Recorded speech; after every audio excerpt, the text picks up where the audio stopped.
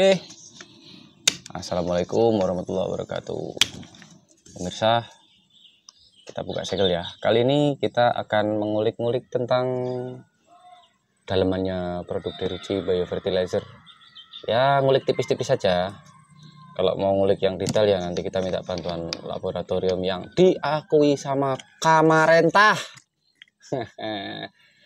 Kali ini saya masih bersama Mas Yunan. Ya, dan bersama Bapak Gus. Mantap ya. Oke.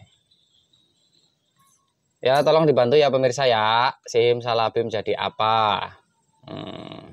Ini kita akan ngecek tentang dalemannya Derucci itu ada apanya. Apa ada cacingnya, apa ada ularnya ya. Kita akan cari tahu habis ini. Ini kita pertama seperti biasa ngobrol-ngobrol nggak jelas dulu. Ini kita buka ya biar kelihatan. Wah, ini udah dibuka tutupnya. Isinya 1 liter pemirsa. Nah, kita tuangkan di sini, nggak usah banyak-banyak. Oh, ini biar naik haji ya, biar kena auranya Mekah ini. Dapat barokah. Nah, ini tuang dulu pelan-pelan. Nah, cairannya warna hitam pekat seperti ini. Ya. Ini kalau dicium aromanya ini seperti gitu. Pak, coba ini dicium aromanya gimana Pak menurut Bapak? Wah, ini kayak anggur kolesom. Jamu pegelinu Pak.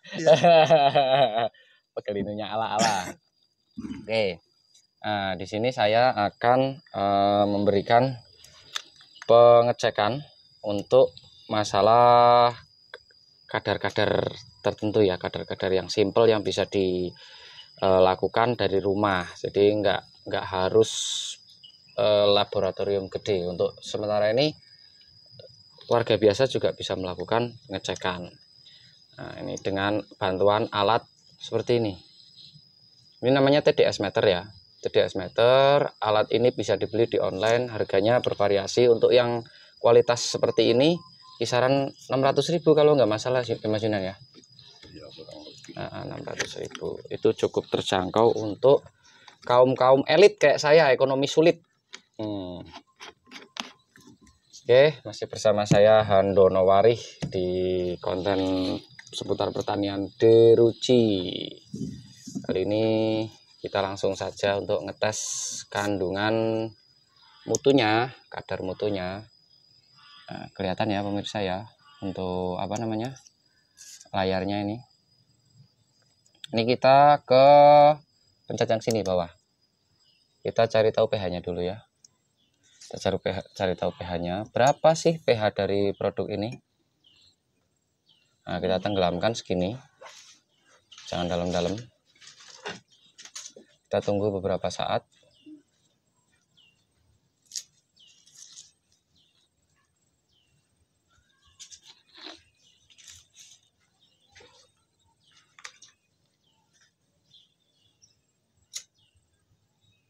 Ya. Untuk pH-nya sesuai standar ya, 4. pH-nya 4 ini sesuai standar. Terus kita cek lagi untuk ini kadar TDS total dissolved solid ada sekitar 11.000 mikrosimen atau 11,91 milisimen ya, 11,97. Ini sekitar 11 lah. Kalau pakai yang mikro itu berarti nah ini 12.000.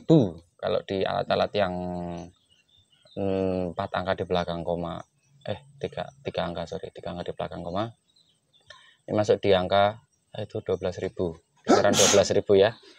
12.000 itu berarti ada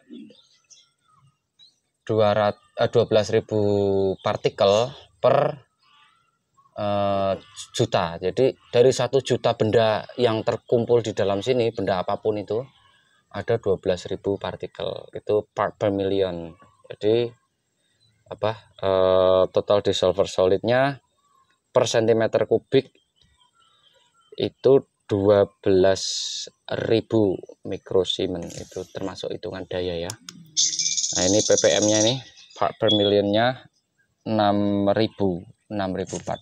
Biasanya hitungan ppm sama EC itu yang tadi itu 1:2. Jadi kalau ppm-nya 6.000 berarti EC-nya, electricity conductivity-nya atau TDS-nya yang tadi itu 2 kali lipatnya. Nah ini ya, ini salinity ada 0,65, SG-nya 1000. MV, kadar MV itu mempengaruhi kadar antioksidan. Semakin kecil, semakin rendah MV-nya, maka daya antioksidasinya, daya anti racunnya, atau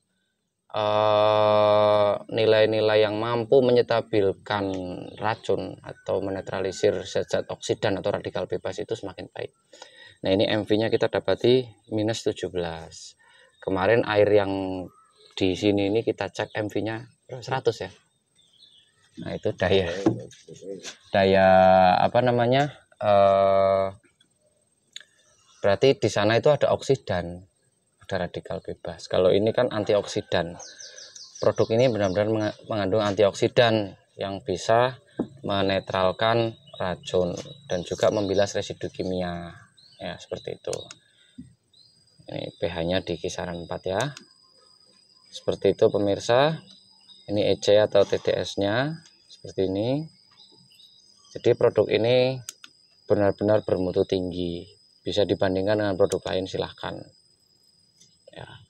Ini kita harus bilas dulu pemirsa, karena ini tidak bisa digunakan untuk mengukur jika masih terkontaminasi sama zat-zat atau partikel-partikel dari produk sebelumnya. Seperti itu ya, ini tidak rekayasa ya. Nah, ini kita sambil cuci. Ini kita mau cek. Ini kan sudah terkontaminasi ya, terkontaminasi. Nah ini sudah terkontaminasi pun, sudah dibantu sama larutan itu pun, MV-nya tinggi sekali pemirsa, 110. Jadi dia kemampuan untuk mereduksi itu ya berarti dia menyerap berbagai macam partikel. Dia termasuk bagian dari reduktor, ya kan, bukan oksidat. Dia berarti oksidan ya, oksidator. Dia akan menarik beberapa partikel-partikel lain untuk bersenyawa dengan dia. Kalau oksidator itu sifatnya mengikis atau menarik atau mengikat. Kalau reduktor itu nanti dia menyumbang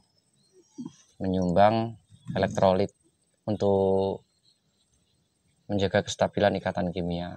Jadi seperti produk kita ini, itu bisa bermanfaat untuk menyetabilkan pH tanah dan juga lingkungan yang dimana di situ sudah terlalu jenuh dengan zat-zat kimia berbahaya. Nah ini setelah kita bilas 2 kali,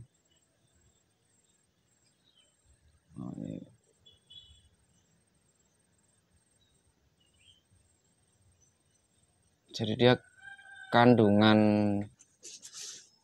partikel-partikel yang cenderung menarik elektrolit itu cukup gede. Jadi kalau mau pakai air sini, itu kadar pemakaian produk ini untuk standar aplikasi ke daun itu dosisnya harus agak ditambah karena terkait dengan beberapa kadar itu. Oh ya, kita cek pH-nya ya. Tadi lupa belum cek pH. Nah, ini pH air sini.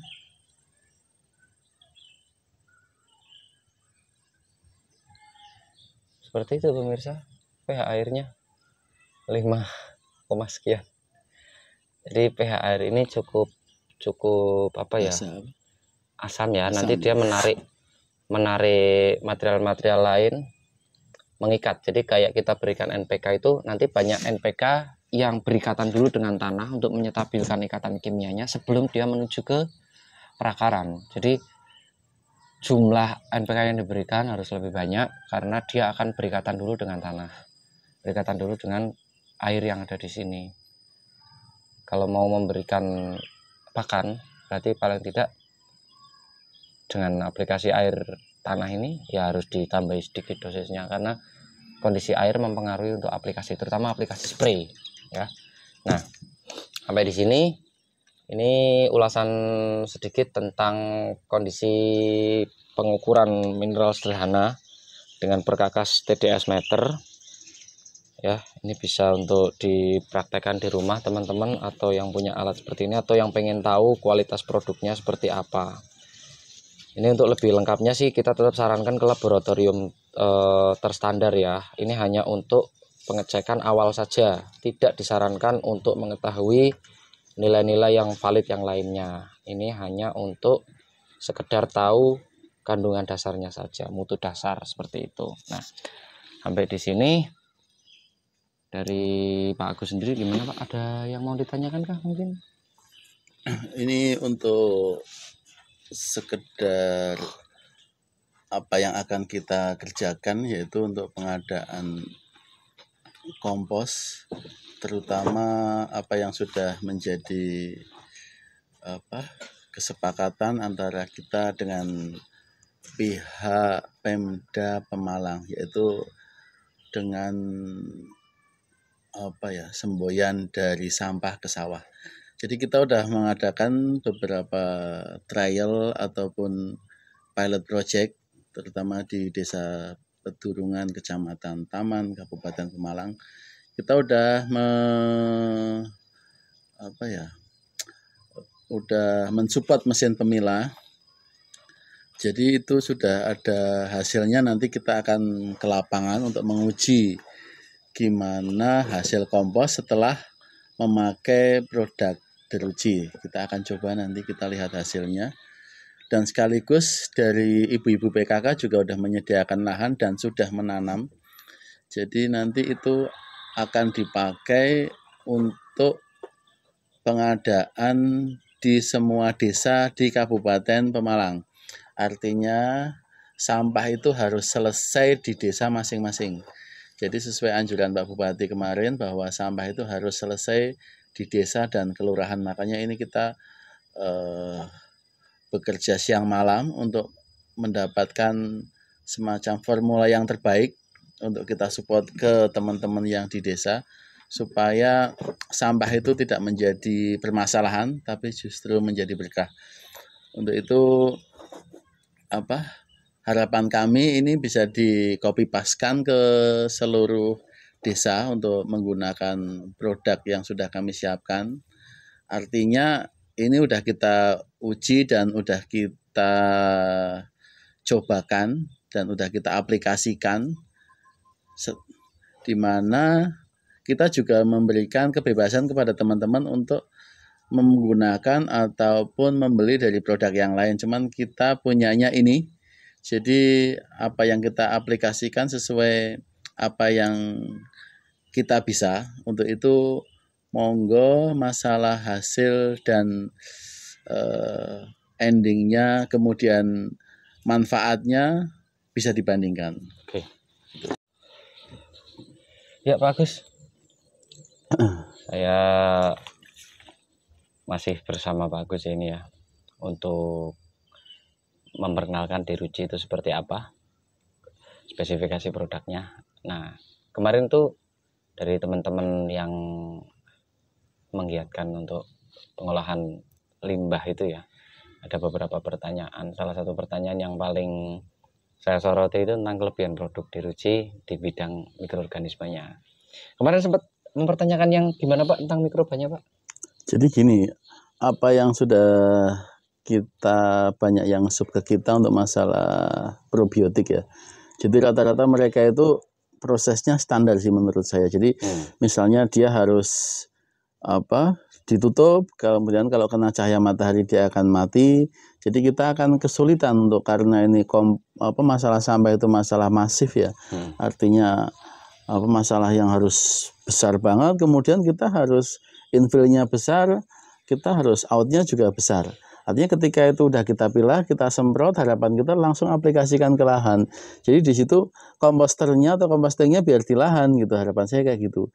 Jadi itu langsung kita bikin bedengan dengan pakai kultivator ataupun apa, yang penting kompos itu masuk ke lahan, kemudian sesuai harapan di beberapa hari kemudian langsung kita tanam. Karena memang kita akan ada penanaman beberapa ratus hektar yang di bagian Batang sampai Brebes Selatan, itu kita akan melibatkan TNI mungkin untuk ini pengadaan penanaman jagung. Nah, itu kan sangat kayak gayung bersambut. Jadi kita sampah yang masif, kita out yang masif gitu. Cuman di sini ketika sudah ada kayak sudah ada sebuah benang merah di sini, tengahnya kan harus ada pengolahan. Artinya pengolahan itu biar lebih efektif, artinya kita langsung dari kompos bisa langsung tanam, kemudian kan kita harus nyari probiotik yang cukup handal dalam hal ini. Karena apa yang kita hadapi itu tanah kita udah sangat miskin hara, kemudian jangan sampai petani itu mengeluh ketika sudah biasa pakai kimia, kemudian pakai kita, hasil panennya jomblang, itu akan menjadi kayak kepanikan ataupun semacam putus asaan mereka bahwa yang namanya kompos itu kurang baik untuk tanaman. Jadi ini kalau kita harus selaku teman-teman praktisi, kita harus berjuang untuk bisa mendapatkan walaupun sih nggak seimbang tapi mendekati lah. Ketika itu karena tanam itu harus ada biaya, kemudian bibit dan sebagainya. Harapan dia kan begitu ada panen itu sangat berimbang gitu. Saya kira itu, Mas. Ya. Jadi pertama pemahaman yang harus diluruskan itu perbedaan antara bahan organik dan pupuk organik. Itu dulu yang harus dipahami. Bahwa selama ini orang salah menafsirkan, Pak. Apa itu pupuk organik? Yang mereka pikir kompos, bahasa ini runcah ya, atau limbah organik, sampah organik dari bahan-bahan alam, itu merupakan pupuk organik, dan itu salah besar. Yang namanya pupuk organik definisinya adalah material-material yang sudah terpisahkan dari substratnya, dari sumbernya, dari awalnya menjadi unsur hara. Jadi sudah bukan berbentuk material mentah. Seperti ibarat kata kita disajikan jagung tapi belum dimasak, belum direbus, belum diolah, kita suruh makan. Itu reaksi kita bagaimana?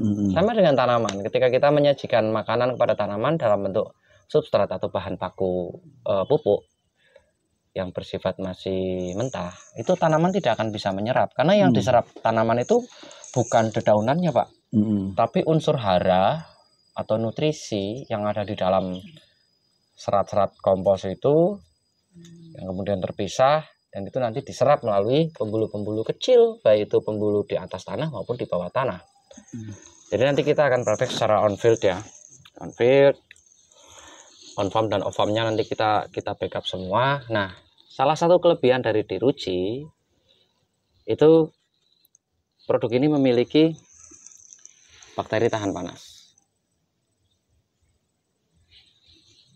Spesiesnya Lactobacillus bulgaricus, subspesies Thermophilus.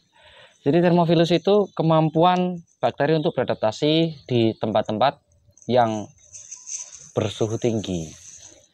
Thermophilus itu masih bisa hidup di suhu 70 derajat, maksimal tertinggi 70, 71 dia mati. Sementara lahan pertanian kita rata-rata 50, paling tinggi saya pernah ngukur di Kota Pekalongan tuh 53. Itu juga di puncak musim kemarau Kota Pekalongan. Apalagi kalau on farm ya, on fieldnya pasti akan lebih rendah lagi. Jadi jangan khawatir buat teman-teman, karena bakteri-bakteri yang kita pakai itu bakteri anaerob fakultatif. Jadi ketika dia terpapar udara atau oksigen, dia bisa terus membelah diri dan berspora untuk berkembang biak. Tetap beranak pinak, tetap berkembang biak. Jadi tidak berhenti karena dia fakultatif. Ketika terpapar udara menjadi aerob, dia tetap berproduksi. Seperti itu. Jadi saat ini jangan khawatir untuk kondisi proses pengolahan limbah yang mau limbah organik yang mau diaplikasikan di lahan itu sudah biasa. Kami sudah biasa memainkan peran seperti itu. Jadi untuk petani-petani malas yang nggak mau ribet dengan proses pengolahan, kita langsung saja aplikasikan di tengah bedengan. Kalau ada penutup ya tutup, kalau nggak ada ya dibiarkan saja. Nanti secara sistemik dia akan hancur. Karena pH-nya produk kita juga rendah dan asam yang cukup tinggi itu menyebabkan proses pelapukan lebih cepat. Yang pertama, sisa sekresi produk kita ini bisa memicu proses pelapukan lebih cepat. Yang kedua, mikroba kita anaerob fakultatif. Jadi aerob bisa, anaerob bisa. Sangat fleksibel sekali. Nah, mikroba kita yang adaptif dan dominan ini yang mampu mendominasi kondisi kultur mikroba yang ada di situ, mampu bertahan dan menyerang untuk mikroba-mikroba patogen-patogen yang lain termasuk virus, jamur juga. Itu menjadikan suatu keunggulan buat kami ya, untuk berani mempresentasikan, berani menguji coba dan mempraktekkan serta memasarkan untuk lebih luas. Nah, di sini insya Allah kami akan membantu banyak semampu kami supaya masalah sampah tidak menjadi permasalahan lingkungan lagi. Semoga kedepannya bisa menyelesaikan permasalahan tersebut. Nah, sampai di sini produk kami yakin bahwa kemampuan adaptif produk kami bisa diaplikasikan sesuai yang diharapkan dari pihak-pihak provider yang akan nanti terlibat di Kabupaten Pemalang. Seperti itu, Pak. Mungkin ada pertanyaan lagi? Ya, itu jadi menggarisbawahi masalah sampah yang masuk kemudian sama bakteri itu kan. Jadi kan dalam hal ini yang namanya organik yang dari pilahan itu hanya sebagai media saja kan, Mas. Jadi apapun yang ada di situ hanya sekedar media, yang bekerja di sini berarti bakterinya kan. Ya. Kemudian kalau di dalam pemilahan namanya juga itu udah sampah udah lama di situ, masih ada serpihan plastik kecil-kecil, gimana Mas? Apa masih aman di tanah atau harus betul-betul steril dari plastik itu? Saran kami tetap harus steril karena kami belum fokus ke pengolahan plastik ya. Memang ada beberapa mikrobakteri yang bisa mengurai plastik, tapi saat ini belum kami masukkan ke dalam formula ini. Tapi setidaknya asam yang dihasilkan dari produk ini mampu mempercepat proses pemisahan partikel dari yang partikelnya besar menjadi lebih kecil atau mikro. Namun dalam tanda kutip mikroplastik itu jangka panjangnya tetap akan berbahaya, maka sebaiknya harus dipilah sebaik mungkin. Tapi kalau masuk katot 1-2 ya tidak masalah, masih ditoleransi seperti itu. Ya, saya kira cukup itu. Ya. Nanti kita ke lapangan, kita lihat apa yang sudah kita kerjakan gitu. Mudah-mudahan ini sebagai pilot project untuk tempat yang lain. Jadi biar sampah yang sekarang jadi masalah itu ada penyelesaiannya gitu. Saya kira itu, Mas. Oke. Terima kasih sudah menyimak konten kami. Salam pertanian organik.